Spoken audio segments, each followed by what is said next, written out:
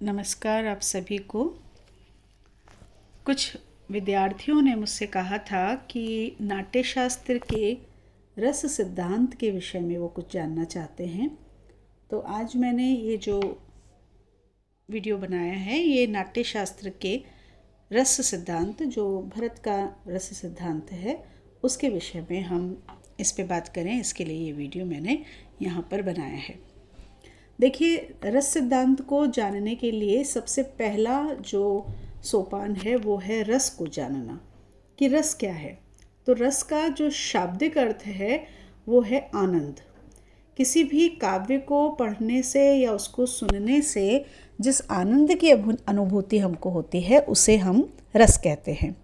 जैसे यदि भोजन किया जाता है, उसमें रस ना हो तो भोजन नीरस हो जाता है। यदि औषधि में कोई रस ना हो तो वो उपयोगी नहीं होती है, निष्प्राण हो जाती है। इसी तरह से यदि साहित्य में भी रस नहीं हो तो वो आनंद से रहित हो जाता है। और रस ही है जो साहित्य के आनंद को ब्रह्मानंद सहोदर बनाता है। साहित्य का जो आनंद है उसके लिए कहा गया है ब्रह्मानंद सहोदर। अब ये ब्रह्मानंद सहोदर क्या है? तो ब्रह्मानंद सहोदर का मतलब है जैसे कि ब्रह्म को प्राप्त करके जो आनंद प्राप्त होता है, जो परम तत्व को प्राप्त करके जो आनंद प्राप्त होता है या होता होगा, उसके जैसा सह उदर, सहोदर कहते हैं एक ही माँ के उदर से उत्पन्न हुए जो दो भाई या दो बहन या भाई बहन होते हैं, समान उदर से जो उत्पन्न हुए हैं उन्हें सहोदर या सहोदरा कहा जाता है। तो ब्रह्मानंद को कहा जाता है कि इसका ये आनंद वो है जो ब्रह्म को प्राप्त करने से प्राप्त ब्रह्म तक प्राप्ति से जो आनंद होता है वो ब्रह्मानंद है। और जो साहित्य का आनंद है वो भी ब्रह्मानंद सहोदर कहा जाता है। तो जिस प्रकार से परमात्मा का यथार्थ बोध कराने के लिए उसे रस स्वरूप कहा गया, रसो वैसह ऐसा कहा जाता है, तो उसी प्रकार से जो बहुत ही उत्कृष्ट साहित्य है उसे भी कह सकते हैं रसो वैसह। जिस तरह से हम परमानंद को ये मान सकते हैं कि वो रस को प्राप्त कराने वाला है, ब्रह्म के ज्ञान को, ब्रह्म को प्राप्त करने को हम ये मान सकते हैं कि वो रस को प्राप्त कराने वाला है, उसी तरह से जो एक उच्च कोटि का साहित्य होता है उसे भी रसो वैसह कहा जा सकता है, ऐसा कहा गया है। तो अब ये जो रस शब्द है इसकी व्युत्पत्ति कैसे होती है? क्योंकि संस्कृत साहित्य में, संस्कृत भाषा में हर शब्द की एक व्युत्पत्ति होती है, एक कारण होता है। तो रस शब्द बना कैसे? तो उसके लिए इसकी जो व्युत्पत्ति है वो दो प्रकार से दी जाती है। पहली, सरति इति रसः, अर्थात जो सरति, सरणशील है, द्रवणशील है, जो बहता है, प्रवाहमान है। सरण मतलब चलना, बहना, वह रस है। तो सरति इति रसः, क्योंकि रस अगर हम भौतिक रूप में भी रस देखें तो वो बहता है, उसी प्रकार से जो रस है, जो भीतर जो रस है वो भी प्रवाहमान है, बहने वाला है, ठोस नहीं है, तो वह रस है। दूसरा कहा गया रस्यते आस्वाद्यते इति रसः, अर्थात जिसका रसन किया जा सकता है, जिसका आस्वादन किया जा सकता है, वह रस है। रसना, जिह्वा को रसना कहा जाता है क्योंकि उससे रस की प्राप्ति होती है। तो जिसका रस प्राप्त किया जा सकता है, जिसका आस्वादन किया जा सकता है, वह रस है। तो साहित्य में यही जो रस है वो इसी दूसरा वाला जो अर्थ होता है, जो दूसरी व्युत्पत्ति है रस्यते आस्वाद्यते इति रसः, इसी रूप में काव्य का जो आनंद है उसको इसी अर्थ में ग्रहण किया जा सकता है। और इसको हम इस प्रकार से भी समझ सकते हैं कि जैसे जब हम भोजन करते हैं तो हमारा जो पेट है उसे केवल भोजन चाहिए, लेकिन जो हमारी जिह्वा है उसे क्या चाहिए? उसे चाहिए रस, स्वाद। स्वाद कहाँ से मिलता है? उस रस से, जो रस हमको प्रिय है। यदि किसी को मिष्ठान प्रिय है तो उसे उससे रस मिलेगा, यदि किसी को कोई तीखा प्रिय है तो उसे उससे रस मिलेगा। तो उसी प्रकार से, जिस प्रकार से भोजन करने से हमारी जिह्वा को और हमारे मन को संतोष मिलता है, तृप्ति मिलती है, उसी तरह से एक अच्छे काव्य का, अच्छे साहित्य का आस्वादन करने से, उसका रसास्वादन करने से हृदय को भी आनंद मिलता है। और यह जो आनंद होता है, इस आनंद को अलौकिक और अकथनीय माना जाता है, जो इस धरती पर प्राप्त नहीं किया जा सकता। ऐसा आनंद नहीं है जिसका हम वर्णन कर सकें, जिसे हम बता सकें कि क्या प्राप्त किया। अगर आपसे कोई पूछे कि आपने वो ग्रंथ पढ़ा, वो पुस्तक पढ़ी, वो कविता पढ़ी, आपने कहा हाँ मैंने पढ़ा, आहा कितना मधुर था, आहा क्या आनंद प्राप्त हुआ, तो आपसे पूछा जाता है क्या आनंद हुआ, कि नहीं मैं उसको वर्णन नहीं कर सकता, मैं उसको बता नहीं सकता, क्योंकि कुछ आनंद ऐसे होते हैं जो अवर्णनीय होते हैं, अकथनीय होते हैं। तो इसी प्रकार से ये जो साहित्य का आनंद होता है, ये भी अकथनीय है, अवर्णनीय है, अलौकिक है, और इसी को रस कहा जाता है। तो साहित्य में इस रस का ही महत्व है। अगर रस नहीं है तो बिना रस के नीरस जो है वो साहित्य नहीं है। साहित्य दर्पण के जो रचयिता हैं विश्वनाथ, उन्होंने इस रस की परिभाषा देते हुए कहा है, काव्य की परिभाषा देते हुए कहा है इस रस को लेकर के, रसात्मकम वाक्यम काव्यम, कि काव्य क्या है, जो रस से युक्त काव्य है वह ही, जो रस से युक्त वाक्य है वह ही काव्य है। तो उन्होंने काव्य की परिभाषा ही यह दी कि जो रस से युक्त वाक्य है, जिस वाक्य में रस है वही क्या है, वही काव्य है। रस के बिना काव्य नहीं है। तो उनके अनुसार जो रस है वो किससे प्राप्त होता है, जो काव्य है वो किससे प्राप्त होता है, रस से युक्त वाक्य से। अब हम मम्मट भट्ट की परिभाषा देखें, जिन्होंने काव्य प्रकाश की रचना की। तो उन्होंने कहा कि आलम्बन विभाव से उद्बुद्ध, उद्दीप्त, व्यभिचारी भावों से परिपुष्ट तथा अनुभाव द्वारा व्यक्त हृदय का स्थायी भाव ही रस दशा को प्राप्त होता है। पाठक या श्रोता के हृदय में स्थित स्थायी भाव ही विभावादि से संयुक्त होकर के रस रूप में परिणत हो जाता है। तो काव्य प्रकाश का में जो मम्मट भट्ट हैं, उन्होंने, उनके जो रचयिता मम्मट भट्ट हैं, उन्होंने क्या कहा कि जो रस है आलम्बन विभाव से वो उत्पन्न होता है, उद्दीप्त होता है। फिर जो व्यभिचारी भाव हैं जो इधर उधर होते रहते हैं वो उसको पुष्ट करते हैं, और जो अनुभाव हैं उनसे जो व्यक्त होता है हृदय का स्थायी भाव, वो रस को जाकर के प्राप्त होता है। और फिर पाठक या श्रोता जो उसको पढ़ रहा है या जो उसको सुन रहा है या उसको देख भी रहा है, जैसे मंचन होता है नाटक आदि का, तो वो ये जो भाव हैं जो आलम्बन बन करके, व्यभिचारी बन के, अनुभाव बन करके आते हैं, जब ये स्थायी भाव के रूप में आकर के स्थित हो जाते हैं विभाव आदि से युक्त होकर के, तो फिर वो रस बन जाते हैं। तो इसलिए रस को काव्य की आत्मा या काव्य का प्राण तत्व माना जाता है। इस प्रकार से कहा गया है मम्मट की परिभाषा में।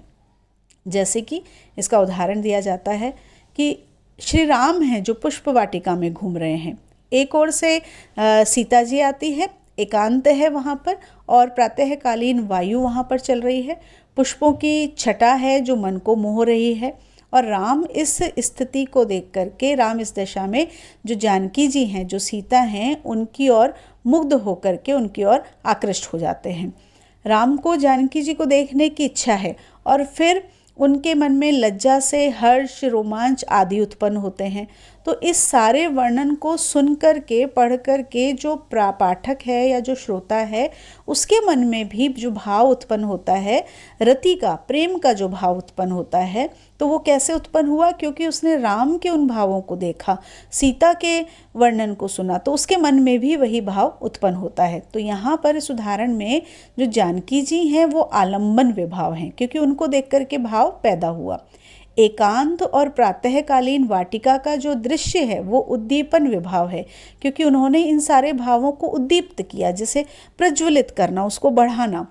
और सीता और राम में जो कटाक्ष है, जो हर्ष है, लज्जा, रोमांच आदि जो भाव हैं, वो व्यभिचारी भाव हैं, क्योंकि व्यभिचारी मतलब कभी आ रहे हैं, कभी जा रहे हैं, कभी एक भाव आता है, कभी दूसरा भाव आता है, बदलते जा रहे हैं, तो ये व्यभिचारी भाव हैं। और इन सभी भावों ने, कौन कौन से, आलम्बन भाव, उद्दीपन भाव और व्यभिचारी भाव, इन सब ने मिलकर के एक स्थायी भाव को उत्पन्न किया। और ये स्थायी भाव क्या है?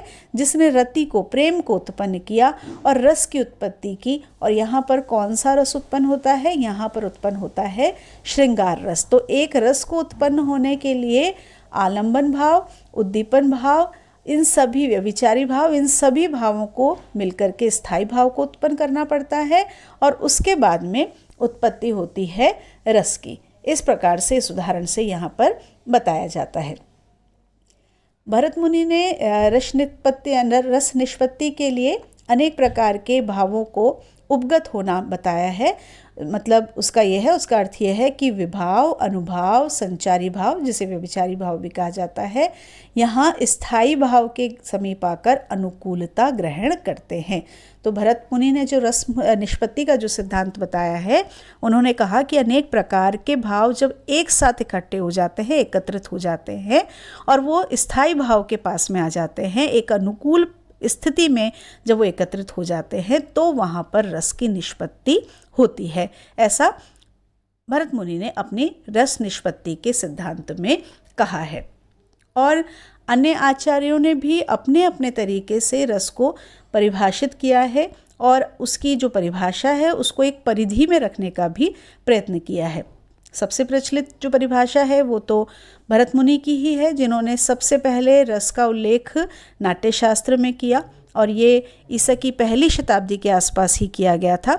और उन्होंने जो रस की परिभाषा दी, जो सर्वाधिक प्रचलित भाषा है, विभावानुभाव्य व्यभिचारी संयोगात रस निष्पत्ति, जो हम अभी बात कर चुके हैं कि विभाव, अनुभाव, व्यभिचारी के संयोग से रस की निष्पत्ति होती है। इन सब के मिलने से रस की निष्पत्ति होती है, रस उत्पन्न होता है। तो रस कैसे उत्पन्न होता है? जब विभाव, अनुभाव और व्यभिचारी भाव एकत्रित होते हैं, तो इन सब के एकत्रित होने से रस उत्पन्न होता है। सबके सहयोग से ही रस उत्पन्न होता है। यदि हम अवयव देखें रस के, कि रस के प्रकार क्या हैं, तो 4 उसके अंग माने गए हैं या जिन्हें अवयव भी कहा जाता है। वो हैं स्थायी भाव, विभाव, अनुभाव और संचारी भाव। और ये सब मिलकर के जैसे एक चक्र बनता है, उसी प्रकार से ये मिलकर के एक रस को उत्पन्न करते हैं, रस की निष्पत्ति करते हैं। अब इसको और भी देखा जाए, इसको आगे वर्णन किया जाए, तो जो रस के ये अवयव हैं, स्थायी भाव, संचारी भाव, विभाव और अनुभाव, तो स्थायी भावों की संख्या 9 मानी गई है। संचारी भावों को 33 कहा गया। विभाव के फिर 2 भेद किए गए, आलंबन और उद्दीपन। आलंबन के फिर 2 भेद किए गए, एक आश्रय और एक विषय। उद्दीपन के भी 2 भेद किए गए, एक आलंबन की चेष्टाएं और एक देशकाल या बाह्य वातावरण। फिर अनुभाव के 4 भेद किए गए, कायिक, वाचिक, सात्विक, आहार्य।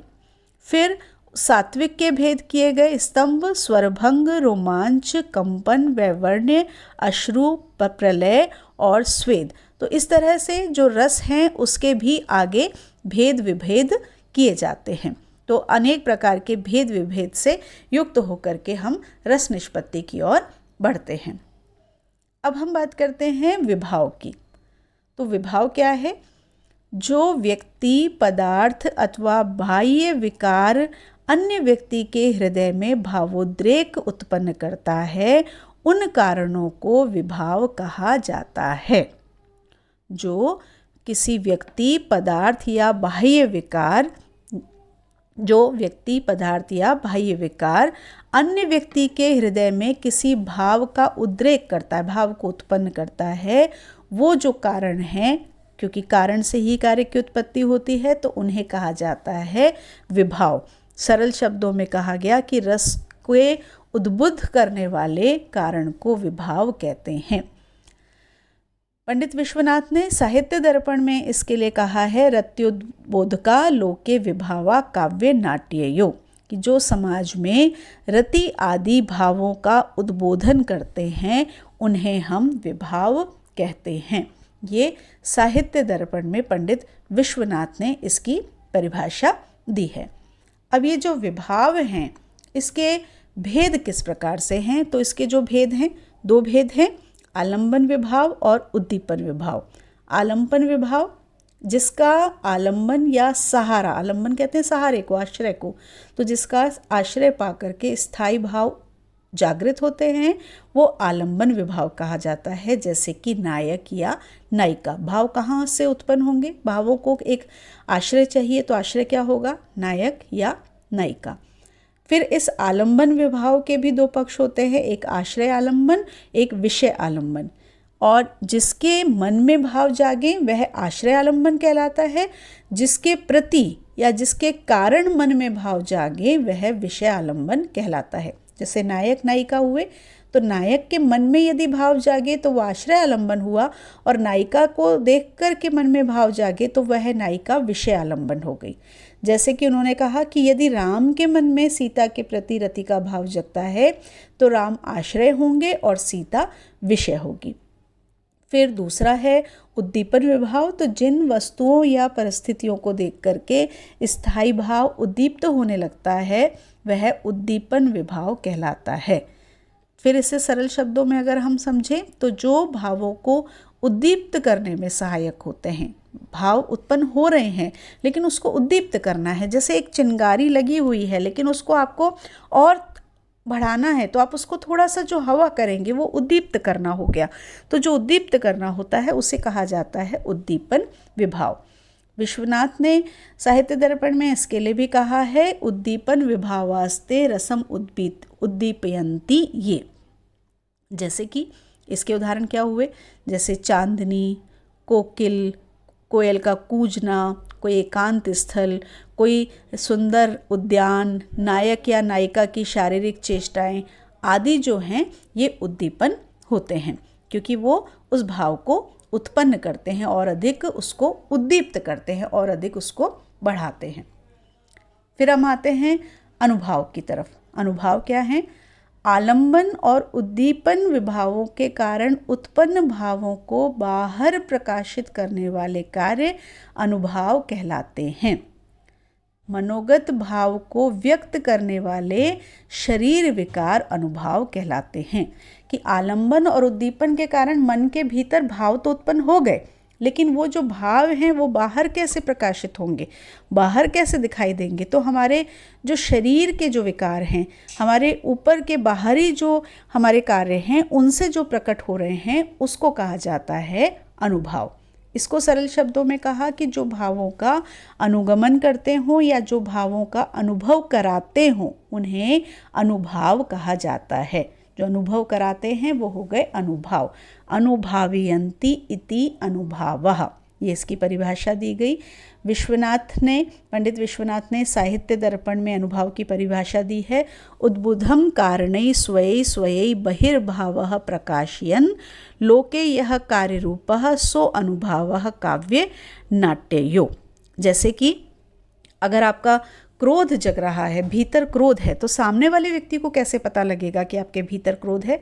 यदि आपका शरीर कंपन कर रहा है, यदि आप दांत पीस रहे हैं, मुट्ठी भींच रहे हैं, गुर्रा रहे हैं, आंखें लाल हो रही हैं, तो इस प्रकार के जो आपके शारीरिक विकार हैं वो आपके क्रोध को प्रकट कर रहे हैं, इन्हें कहा जाता है अनुभाव। इस अनुभाव के लिए बताया गया, इसके जो भेद हैं वो हैं दो प्रकार के, इच्छित और अनिच्छित। इच्छित अनुभाव को भी उन्होंने बांटा चार प्रकार से, कायिक, वाचिक, आहार्य और सात्विक। कायिक, काया से संबंधित, काया मतलब शरीर, तो जो शरीर से संबंधित है जैसे कटाक्ष, हस्त संचालन आदि जो हम आंगिक चेष्टाएं करते हैं वो कायिक अनुभाव कहलाती हैं। जो हमने अपने शरीर से जो क्रियाएं की, जैसे हाथ हिलाया, कटाक्ष, नेत्रों से कटाक्ष किया, तो इस तरह की जो आंगिक चेष्टाएं की गई हैं वो कायिक अनुभाव हैं। वाचिक, वाचन बोलने से, तो वो कह रहे हैं भाव दशा के कारण वचन में आए जो परिवर्तन है उनको वाचिक अनुभाव कहते हैं।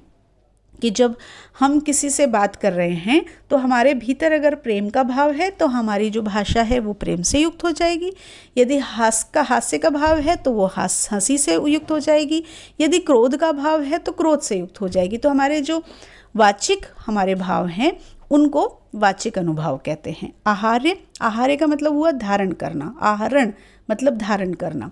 तो अगर आपने किसी बनावटी वेश रचना को धारण कर रखा है तो उसको आहार्य अनुभाव कहते हैं, कि आपने कुछ ऊपर से धारण किया हुआ है, वह है, उससे कहा गया है आहार्य अनुभाव।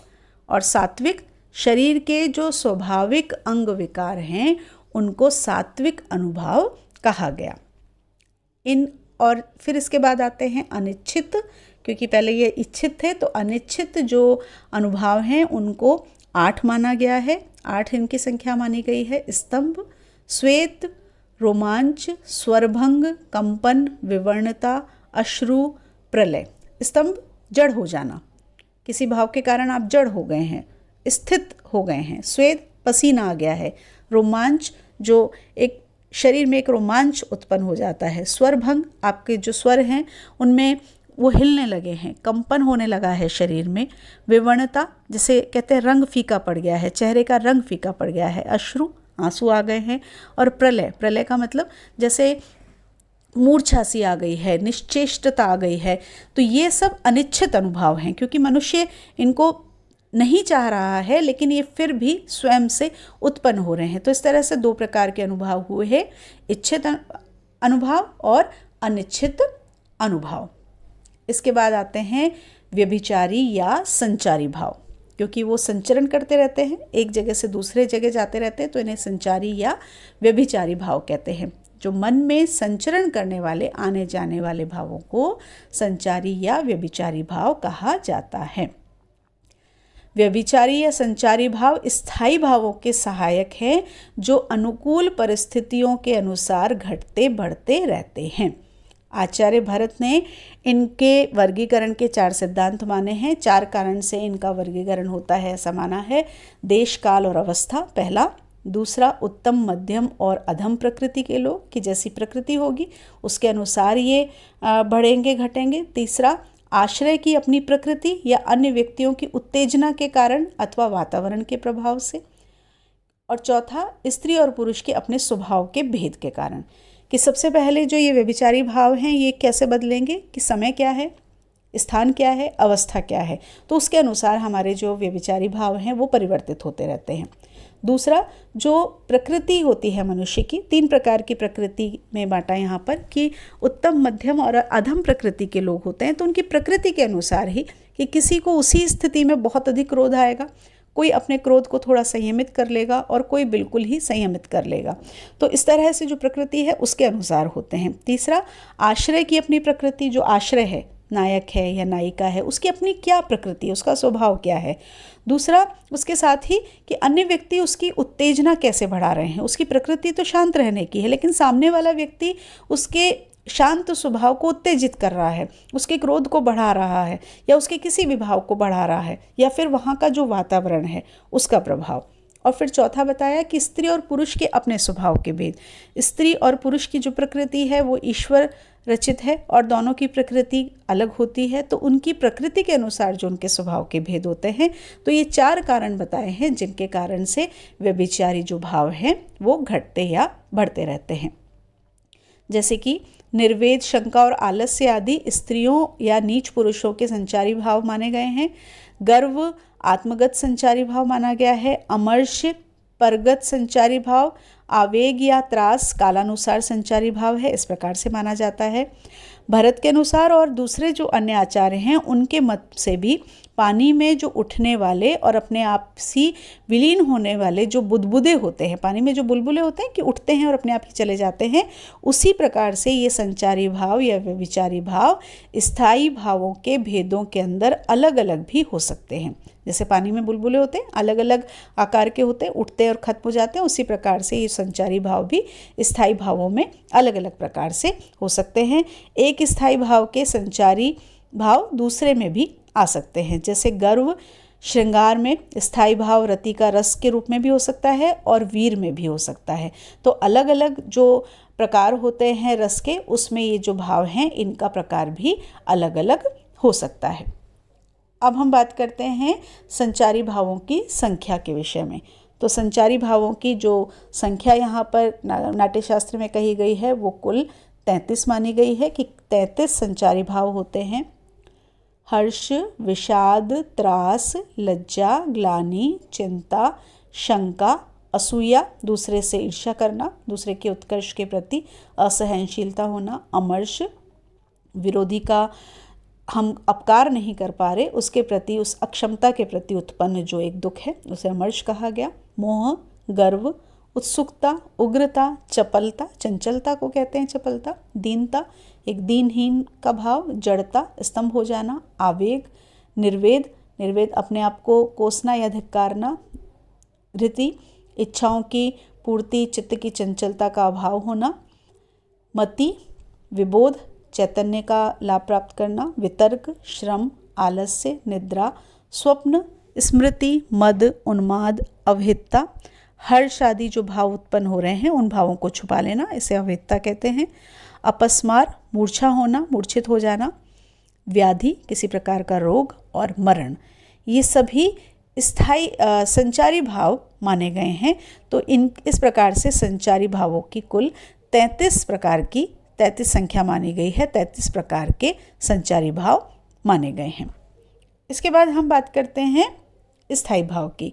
तो स्थायी भाव क्या है? जैसे कि नाम से ही स्पष्ट है, जो स्थायी है, जो स्थिर है।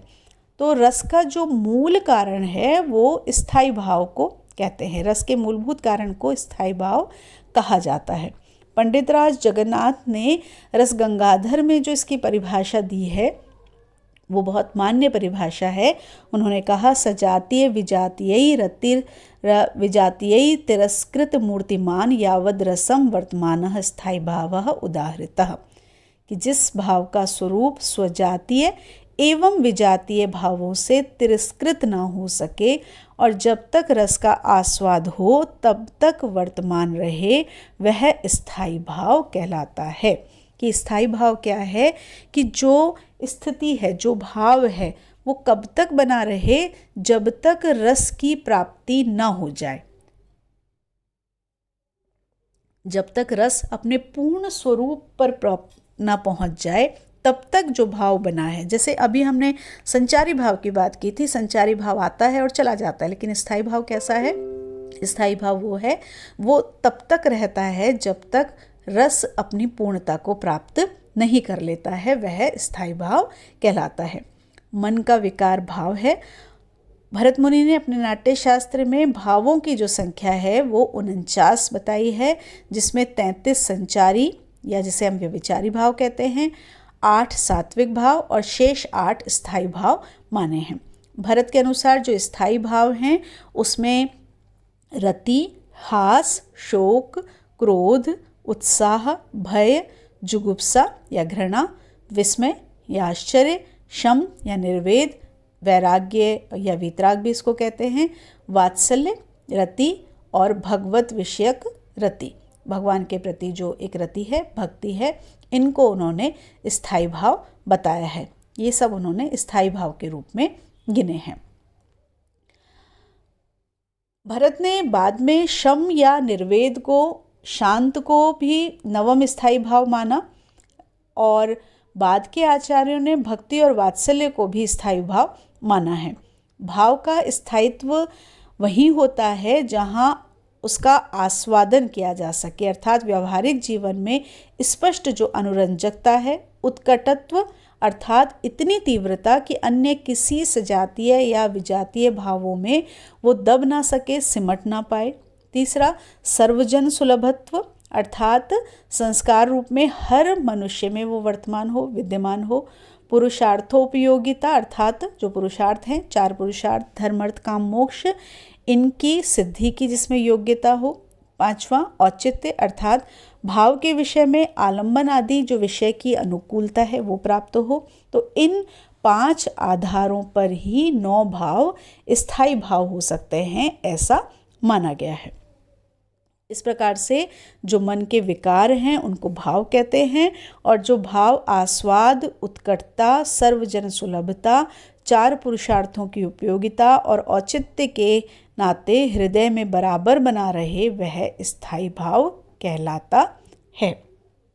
वास्तविक स्थायी भाव के उदाहरण तो रस की परिपक्व अवस्था में ही मिल सकते हैं और कहीं पर नहीं मिल सकते हैं। जब स्थायी भाव कहाँ प्राप्त हो सकता है? जब रस पक जाए। पकना का तात्पर्य क्या हुआ कि जब रस पूर्णता को प्राप्त हो जाए, परिपक्व अवस्था में हो जाए, तभी हम स्थायी भाव को प्राप्त कर सकते हैं, जो बहुत लंबे समय तक मन में बना रहता है और जो कोई उसके जो विरोधी कोई भी भाव है या अविरोधी भाव भी है, यदि कोई भी दूसरा भाव जिसको दबा नहीं सकता है, वह होता है स्थायी भाव, जो विभावादि से युक्त होने पर रस रूप में व्यक्त होता है और आनंद का मूल भाव होता है, उसे ही स्थायी भाव कहते हैं। तो स्थायी भाव, जैसा कि शब्द से ही स्पष्ट हो रहा है कि जो स्थायी रहता है, जो परिवर्तित नहीं होता है, उसे कहते हैं स्थायी भाव। अब रस के जो प्रकार हैं उसके विषय में हम बात करें तो रस के 11 भेद बताए। श्रृंगार रस, हास्य रस, करुण रस, रौद्र रस, वीर रस, भयानक रस, विभत्स रस, अद्भुत रस, शांत रस, वत्सल रस और भक्ति रस। ये 11 प्रकार के रस बताए हैं। मोटे मोटे तौर पर ये 11 रस बताए गए हैं, जिसमें अन्य रसों का भी समावेश मान लिया जाता है। फिर इसे अगर हम और विस्तार में देखें तो जो श्रृंगार रस है उसका स्थायी भाव है रति या प्रेम, और जो श्रृंगार रस है उसको 2 प्रकार का माना गया, एक संभोग श्रृंगार और एक विप्रलंभ श्रृंगार। यहाँ कुछ छोटे छोटे से उदाहरण भी दिए हैं जो इनके रसों के उदाहरण है।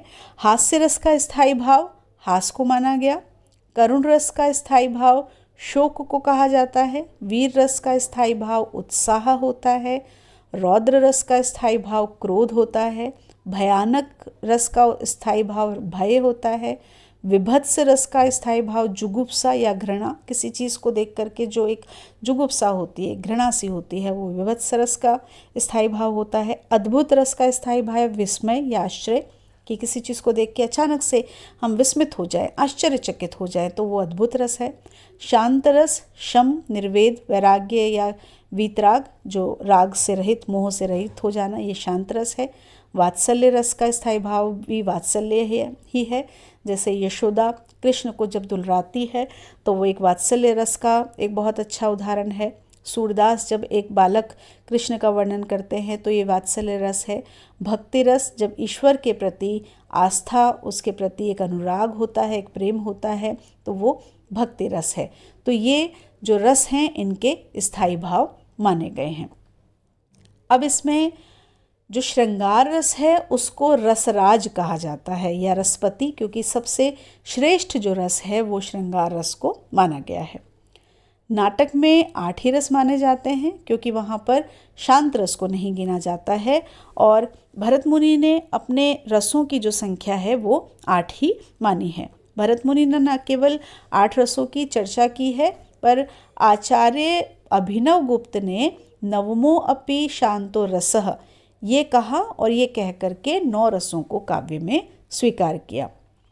फिर श्रृंगार रस में ही वत्सल रस और भक्ति रस मान लिए गए कि जो भक्ति रस हैं और वत्सल रस हैं वो अलग नहीं हैं, बल्कि वो श्रृंगार रस में ही मान लिए गए। तो इस प्रकार से रसों की संख्या 9 मानी गई।